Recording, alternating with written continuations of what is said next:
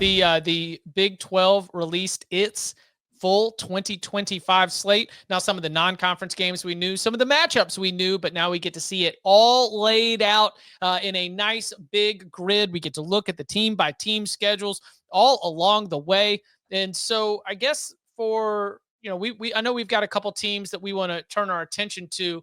Danny, when you were looking at it, what were some of the first things that stood out to you? The thing that stood out to me first were the three teams with the triple buys. I do think there's incredible value in that. Like if I was a coach, I would not mind playing in week 0, going early and getting the extra game. There's two teams, right? Because they play each other, but their list is 3. So it's getting the extra buys, I think is a huge asset. And the way they're spaced out almost like into thirds of the season, like a chance to get healthy, chance to recoup. So for Kansas State, Iowa State, and Kansas, I think that's a huge advantage for those programs. That jumped out to me right away. Yeah, you go, I know for Kansas State and Iowa State, you've got the game in Ireland, then you come back, you do play week 1, but it's against an FCS opponent. So then you kind of get to backload that just a little bit, which can help you out along the way. Bud? Sorry, I got to make sure I tweet out our new segment here. Okay. Big 12 schedule. Do you think that the Big 12 is set up to be able to get an at-large bid? Let's just stick there. Like before we start going schedule by schedule. Do you think the Big 12 in 2025, as you look at it right now, has a collection of teams that could give itself a chance to be able to get 2 teams in the college football playoff? Sure. I think so. Now, some of the key games, you're going to need Baylor to be as good as I think they might be. Right. You're going to need Baylor to beat Auburn in Waco, and you're probably going to need Baylor to win on the road. So you establish some like connect the dots. Be like, actually, Big 12 is a win over this conference and win over that conference. I think it's possible, but not probable that the Big 12 gets multiple teams because, again, nobody in that league is really playing at a top 10 level. They're almost everybody in that league is somewhere between like 15 and 45 within the sport, which makes for, to your Mark's point, a super competitive league. But if you're the committee, it's like really like, I mean, look at the draft numbers, like look at the lack of difference makers you have, on these top teams in this league. It's a fun league to watch. It's like supercharged G5 in many cases. And I think I watch the heck out of it. We talk more Big 12 than I think many other national shows. We actually like watching the ball games as opposed to just talking narratives. It's a really fun league. The other big non-conference games they have, Kansas at Missouri? Yeah, and then Arizona State at Mississippi State. Which Arizona State should win. Should be a favorite. Yeah, and unless you think Mississippi State's way better this year, which they could be, I guess. I will say, I think if there's one league where the incorrect methodology of determining who has the easy and the hard schedules is just to use last year's winning percentage, I think Big 12 is probably the one I would not want to do. Because Texas Tech allegedly has the easiest schedule in the league if you just use last year's stuff. I looked at it, I'm like, I don't know, man. Like some of these guys are kind of decent who they play. Like, which teams do you really, really want to see on your schedule from this league this year? Texas Tech plays most of the teams that are at the top of the odds board to win the Big 12. Texas Tech will either lose the Big 12 or win the Big 12, but almost every team that considers itself a Big 12 title contender has to play Texas Tech either home or away at some point. They are like I expect them in their games against the top 5 teams to probably either go 3-2 or 2-3, but they gonna have a say in who ends up making it to Dallas along the way. I'm not going to project it to be the Red Raiders right now, but I don't think Texas Tech has an easy schedule at all. I think you want to see, if you go just by the odds board, you want to see Oklahoma State, you want to see West Virginia, you want to see Cincinnati, you want to see UCF, you want to see Houston, you want to see Arizona. But do you? That's the point. Like, are we sure West Virginia's going to suck? Or are we sure Oklahoma State's going to remain as bad as they were? I won't argue against you with UCF. They probably won't be great this year. Cincinnati, to me, had like the worst injury luck in the country. I mean, they were just devastated up front defensively. And everybody, like they went, what, 1-4 in close games? I think I was talking to Parker on Twitter about it the other day. Shout out Stats of War. Houston, I'm not really looking to bet that Willie Fritz won't be better in year 2. Yeah. Guy's a pretty good football coach. And Arizona, I think Brett Brennan's a good football coach. So there's also nobody that I really don't want to see. Right. Probably Utah, because they're still like crazy physical. And if the new offense works out, that would scare me a little bit. But I mean, are you scared of any of these teams? Everybody's very even. That's why, to your question, I don't think they get an at-large bid. Like, their best case to get is like the ACC got it last year. You have one team that maybe like perfect scenario. You have an undefeated regular season. That team is ranked, high enough. They lose to a whatever the next best team is that probably is 9-3. But you don't want 2 10-2 teams facing, which I think is probably the best case scenario that they had last year and didn't sniff it to get 2 teams in. Like, I just think this is a one big league, especially on years like this with the amount of uncertainty and parity that are a lot of these programs. Yeah. I mentioned that to you earlier today on your radio show. It's like there's no team, no other power conference has favorites with 5-1 odds or longer. Right. Like it is just a pack. You could call any of them favorites. Officially, it is Arizona State and Kansas State at the top of that odds board, but you do not have to go very far down before you get BYU, Baylor, Kansas, and then even Texas Tech. And that's even ignoring Iowa State, which is way down there at like 12-1, yet returns Rocco Becht, yet retained Matt Campbell after a coaching carousel where his name came up along the way. And the Cyclones have, a level of consistency that probably should be respected. That is 1, 2, 3, 4, 5. That's like 6 or 7 teams that you would not be surprised if in the middle of November they are 2 wins away from being able to make it to Dallas. Can we take Jay's comment? So, yes, the Big 12 will get an at-large. Well, the second part of it's really interesting, or the reasoning for his opinion. Says Max following him said the same thing, which I agree. I mean, it is really good. Yes. For our audio listeners, we should read the comment. Okay, so Jay said Big 12 will get an at-large. They return the best group of quarterbacks in the country, which is bizarre to say, but it's true. Max follows up, the Big 12 crop is tremendous, and no one talks about it. Now, I will before we dive into this, because I agree with the notion, it is also easy for us to say that they have the best group of quarterbacks because they also have the best group of proven commodities. Right. Yeah. If you want to project some improvement of some players, if you want to project some development of some younger players, then the conversation might change and some other conferences might be able to enter the chat, so to speak. But I mean, I would say without a doubt, there's no conference where I feel more confident in what you're going to get at quarterback. I'm confident the SEC will end the regular season with better quarterbacks than the Big 12. But I think the way that Jay phrased that by saying return the best group of quarterbacks, yes. You sure about that? I mean, do you think the quarterback play is going to improve that much in the SEC? Because this past year was I think the SEC is going to come back with a vengeance this year. I think you got a lot of guys, who have just a ton of upside, and they could just go 50-50 on them and still have the best group, I think. Because, I'm all right, off the top of my head, Avery Johnson, right? Sam Levitt, Retzlaff, Sawyer Robertson. Like Retzlaff is okay. I mean, Retzlaff, Jalen Daniels back for a billionth year, Baron Morton, Rocco Becht, Sorsby still in the house. Yep.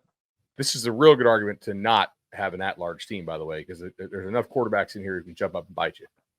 Yeah. Who did TCU? Who are Houston, Utah, and UCF from the unknown commodities? I'm trying to think of who their quarterbacks are off the top of my head, but they signed. Houston is Connor Wegman. Exactly. Like Utah, and if he's able to thrive, again, he's been Mr. Potential throughout his whole career. Utah got what's his face? The kid from the Mountain West, the really good one. You know what I'm talking about. Dylan Dampier, right? Oh, from New Mexico, yes. Yeah, like he's good. So like even their unknown commodities, like to your point about projecting, I think some of the talent that's coming into the league is pretty good too. I think the Big 12 is going to have the best crew of quarterbacks this year. I think they might finish that way too. Now be careful here, okay? Because there was a conference that declared itself the conference of quarterbacks. That is true.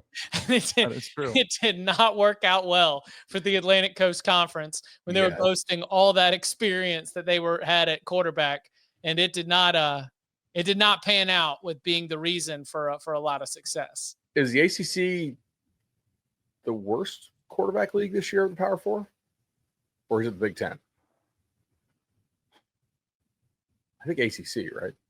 The drop off after the top two is pretty stark. Okay, so you're saying Klubnik and Beck, and then you drop. Kevin Jennings is good. I would take Jennings over Castellanos. Yeah, all day. Okay. Haynes King over Castellanos. Yeah. Is Haynes King back for another year? Yeah. Yes. Can't keep track. Eligibility in schools. I have to do like CJ Bailey had some upside at NC State. Miller Moss. Okay. I mean, am I really going to bet against a Jeff Brom quarterback being at least decent? No, but he doesn't excite me. Does Miller Moss win the argument for why the ACC should get more respect? Wait, is Brosmer back at Minnesota? Brosmer should be. Okay. I mean, he's decent. I'm telling you, we need to do a quiz on this stuff. Raiola. Well, stay tuned. I got something coming on that. Okay. Raiola and Nebraska. Oregon definitely kicked the tires on some kids behind the scenes, but Altmaier back at Illinois. Yeah, I think Big Ten's better. Drew at Penn State. Yeah. Rutgers, no. Wisconsin, be hard to be worse. Who am I missing here? Iowa's going to be better for sure than they were last year. Michigan, it might turn on Michigan. So we're going to say to start the year, if like we're lining them up in the racing grid, the pole position is the Big 12. You bring us the most good players that we feel good about. Yeah.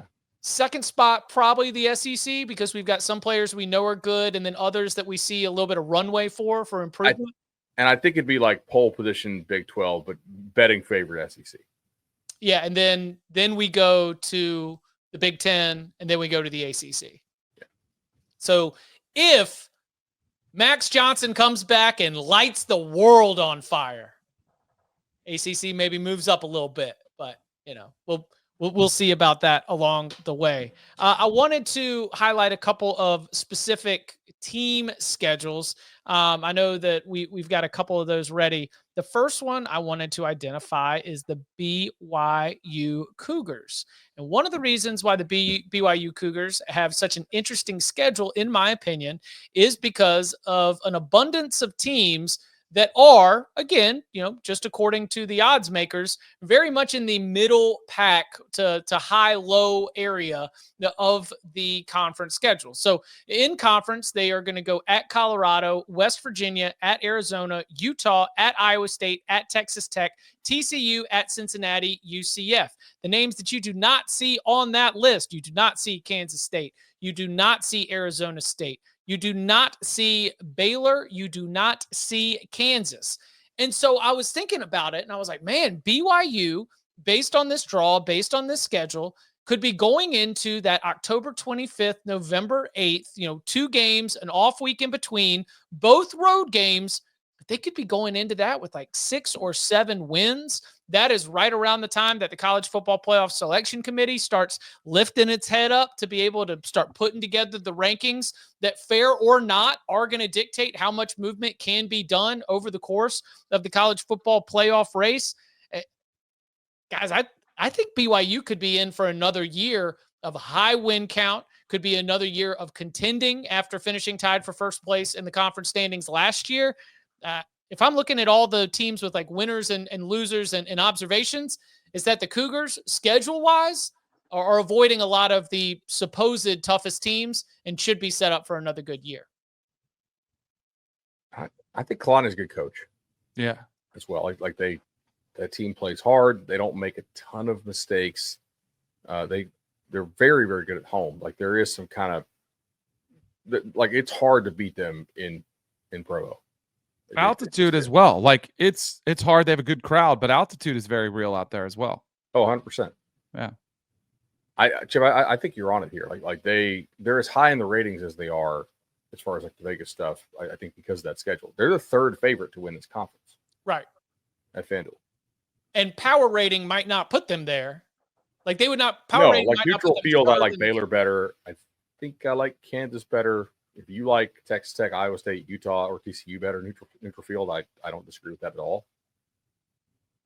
But if they've got it rolling and they can pull it together, those two road games at Iowa State and at Iowa State and then at Texas Tech on November 8th, that was one big swing. One other one that I know I wanted to point to because it brings about something that we've talked about usually in our win totals conversation. If we've got Arizona State's schedule that we can take a look at real quick because we sometimes like to discuss – what do you want in a schedule? Do you want your toughest games at home or the toughest games on the road? And one thing we always talk about is you almost want your toughest games. If you are a good team, you want those on the road. If you're a bad team, let those be those toughest games at home. If you're a bad team, you want them on the road. The toss-up games are going to be at home because bad team, you're going to lose those games anyway. Good team, those are the ones that you want to have that home crowd environment. If Arizona State's going to be the Big 12 champions again, I'm looking at this, guys, and I think they need to be road warriors. Here is the road schedule in conference play. At Baylor on September 20th. At Utah on October 11th. At Iowa State on November 1st. Then later in the year, not as tough, but still in Boulder at Colorado on November the 22nd. On the flip side of that, TCU, Texas Tech, good teams, but then Houston, West Virginia, Arizona, all at home. I mean, Bud, this Sun Devil schedule, as I'm looking at it, especially as it pertains to conference play and trying to repeat as Big 12 champions, I don't know if that's exactly the way that I would ask for it if I was Kenny Dillingham, but still a situation where, given all the adversity they've been able to overcome, it shouldn't be too tall of an ask for the co-favorites heading into the year. I think the timing of some of the games may, in some part, help them. Like, I don't love having to go to Baylor early because that offense should still be clicking a lot for the Bears. But we don't really know what Colorado will be without Shedeur and without Travis. So, are we sitting here having the conversations about Dion? Like, will he take an NFL job or an NFL Network job or whatever a year from now if things aren't going great for them, or is Colorado solidly in a hunt for a bowl and they'll be fine? I mean, he clearly enjoys coaching, so I don't think that's necessarily a guarantee to happen. But several of these teams on their schedule late look improved, but I'm not totally sure that they will be all that improved. Like, are the Mountaineers really that much better? Like, I like the Rich Rod hire, but there's no guarantee that they will actually be a lot better this year. I think Arizona has a good staff, but that's they were pretty bad this past year and they lost a lot. So that could be a favorable finish for them. I don't think that Arizona State's not a team that likely profiles as an at-large team. So the Mississippi State game doesn't matter quite as much for them. For the rest of the league, I think it matters, a ton. But Baylor profiles as an at-large team if it can beat Auburn and beat SMU in the first 2 weeks. Now all of a sudden Baylor has an at-large resume, and if a Big 12 team beats Baylor in the Big 12 title game, it's a quality win. Those are things that can set up well for the Baylor. At Utah is tough for sure. This should still be a really good football team. I don't know. People assume Mississippi State bounces back. I don't, but we'll see. Danny, any team you want to focus on or any sort of general observation? Big 12? Yeah, you mentioned a little bit earlier in the show, Texas Tech with, on paper, winning percentages, one of the easier schedules. I think that's a big reason why they have, invested. They've always been big spenders in the NIL market, but it does feel like this one with the third best transfer portal class. Baron Morton, one of those quarterbacks coming back, who is pretty special. I mean, 27 touchdowns, 8 interceptions. When he's healthy, he's as good as anybody out there. It almost feels like they're kind of going all in to see if they can get it done. But much like we talked about earlier, it still doesn't look like a cakewalk because you still have to go to Utah, to Arizona State. We were just talking about to Kansas State, and then that end of the year game against West Virginia on the road. It's not exactly easy. There's not one on here that you look like, oh, that's just a cakewalk. But I do think this is a huge year for Joey McGuire with the expectations they've kind of had, more importantly, because of the money they've put into the program. Yeah, Texas Tech playing Kansas State, Arizona State, and BYU. 2 of those games on the road. Those are 3 of the first names you get on the Big 12 odds board at FanDuel Sportsbook, where you can make every moment more.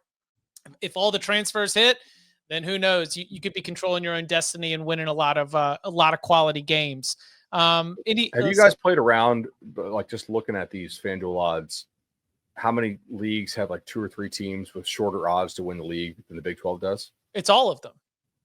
Well, I mean, so Big 10 is 3, right? Meaningfully shorter. But then it drops to like plus 1,600, like the gap. Yeah, Michigan is 8, and then 2,500 for Indiana, and everybody else is 50 to 1 or more. So, like Texas, Georgia, and then Bama's you're getting 7 to 1, Tennessee 7 to 1, LSU 10 to 1. ACC has 4 fairly short odds that are shorter than the shortest of the Big 12. Clemson, obviously, and then Miami, SMU, Louisville, and then it drops to Georgia Tech, and then a big drop as well. Well, medium drop against FSU, and everybody else is like enormous. It's a super competitive league. How about this one? More than an hour before we got started, Jim jumped in the tailgate. He said, since we were looking ahead at the 2025 Big 12 season, I asked the Cover 3 crew this: over under 2.5 Big 12 coaches being fired by the end of December 2025. So not high, like that's not guys leaving for better jobs. I don't see enough hot seats for outright firings. I could see coaches changing. All right. So let's just go over the guys who will not be fired unless it's like for some cause that we just wouldn't know about, or if we knew, we, probably would report it. So we're not just going to like drop it here on the show. Right. Do you know something? No, but I'm saying, unless you got, so Kansas State, Arizona State, no. I think Sataki's very safe at BYU. Is Baylor not safe? Like, they were really good last year. Maybe if it falls apart in a year in which they went all in to keep their guys, that's a maybe. I mean, that would have to be a catastrophic bottom fall out scenario. Yeah. Sonny Dykes, if things go really poorly, I think that you could start to hear some murmurs. TCU finished the year with 4 straight wins that really erased the toxic sort of negativity around that conversation for the Horned Frogs that was going on in the middle of the year. I mean, we're in a results-oriented business. Sonny Dykes delivers 4 wins to finish the year 9-4. You did it like that. You cooled things off, but was not that long ago that people had some questions about whether you were going to be the guy for the job. The reason I asked for clarification here is because I think this league, more than any other, really has multiple opportunities for guys to leave for other opportunities, to retire, that kind of thing. Like, I mean, I could see Gundy doing something, right? Or them doing something with Gundy. We already talked about the Dion thing. Chip brought up the Dykes thing. Brent Brennan. I mean, if he if it's a total disaster over, again, sure. But not being fired. What about right? That's the thing. I would say over if it's just different coaches, but fired is, there's a lot of coaches with a lot of job security in here on this list. And Whittingham, did he hang it up? Whittingham and Gundy is retirement watch for sure. Yeah, McGuire is certainly hot seat. May not be the right term, but pressure seat. Yeah, I mean, that's not going to be. You got to win something at some point. Like, I know the media loves the guy, and he seems super nice but like, they haven't won anything. Yeah, the Texas Tech infrastructure, the Texas Tech media infrastructure loves Joey McGuire. Like, there's no one writing a column in the Lubbock Avalanche Journal or whatever about like why you should fire Joey McGuire. Like, there's not going to be a lot of pressure that comes there. That would have to be, I think, from the leadership first. Like 8-5 in a very down Big 12 is not something they're probably real happy about. Maybe Satterfield. Yeah, Satterfield I thought was one that should be considered. Yeah, if it falls off the rails, I think it could be a. So to answer Jim's question, I think I would say over on coaching changes. I just don't know if I would specify it as fired, hot seats. We just got too many different ways that it could go, whether it is leaving for another job, whether it is retirement, or of course, as it was mentioned in the question, the idea that a coach would be outright fired. Love Ryan. Got it started in my Big 12 schedule takeaway. All the competitive teams have competitive schedules. It's just the way Brett Yormark wants it. And then one last one. Under the current construction of the Big 12, will we see a Big 12 team win the national championship in the next 10 years? God, no. Hell no. Wait, in the national championship? No. Oh, no, he said oh, yeah, in the national in. championship. Oh, sure, maybe. In is a little bit more possible. Win, definitely not. 0%. I would tend to agree. I think they can get I don't even know. I might even fade they can get I a might team still there. say no. First of all, you're only getting one, so it makes it that much harder. Unless things dramatically change in the landscape and the competitive nature of this league. Like, it is a great competitive league, which is fun, but it does not suit you well in the current setup. My answer is definitely still no, but it's not quite as hard. Like, win one, I would say about 0%. The FBS national championship? I think that my answer is no. And I think that even if we throw in all kinds of qualifiers, like, I think that the college football playoff is going to expand. I think the fast pass to the quarterfinals is going to end up getting taken away. I think the Big 12 champion will find itself in a less advantageous seed than Arizona State had. I think that this is going to be a situation where if a Big 12 champion makes it to the championship game of, let's just say, a 14-team college football playoff, they would have done so winning as the 12 seed and taking down multiple other top-end teams in college football to be able to get there along the way. So I'll say no. Can I just defend them? Because a couple of people put in the chat, like, you guys act like it's the minor leagues. It kind of is. And I would say it's very similar to the ACC, except for the fact that the ACC has multiple teams that have had national titles in the last decade that are committed from a financial standpoint to winning a national title. I just think that's the difference in the ACC and the Big 12. I don't think there's that much difference, and they are below the SEC and the Big 10. So, I don't think they're minor leagues, but I think they are the fourth best of the Power Four conferences. Yeah, I mean, and it's really hard. They can beat they'll win some of these games, these non-conference games against the SEC. But once you start going against these teams and have to win 4 of them, that's where it just becomes really hard to picture one of these programs making that run. And look, college football is not about the national championship. Right. We don't do a show for 12 months a year only thinking about the list of teams that can win a national championship, because that list is very few and ignores a lot of awesome college football. It's just, if the question is related to the national championship, I will answer it through the national championship lens. I mean, look, it's if you want to say, you guys are saying it's the minor leagues. College football is inferior from a talent perspective to the NFL, and we all love college football. I assume everybody watching this show loves college football. The Big 12 is way inferior from a talent standpoint, like a quality of player standpoint, than the other big leagues, especially like the Big 2. But at the top end, it's also clearly not as good as the ACC. To Danny's point, the ACC has 2 or 3 teams, and the Big 12 has 0 teams who actually can threaten to win a national title because their players don't look the same, man. Let's keep it in-house. Is there any Big 12 team that is close to the blue chip ratio? Not even close. Okay. No Big 12 team will crack the blue chip ratio until at least 2029, and they have to really kick it in gear. They don't do it. They don't bring in the quality players out of high school anywhere close to the level that the teams that seriously try to win the national title. And I don't think any Big 12 team actually tries to win the national title. Which is okay. Right. We still enjoy, they have probably the most exciting conference race. It's an awesome watch. This is entertainment. Go out there, enjoy your Saturdays, sell your tickets, bring the fans in, give them a good game, win your home games, beat your rival. Also, they're going to lose their auto buy after one more year. So that to answer this question, that's going to hurt it. Right. I think they will get an auto bid. I don't think they will get an auto buy.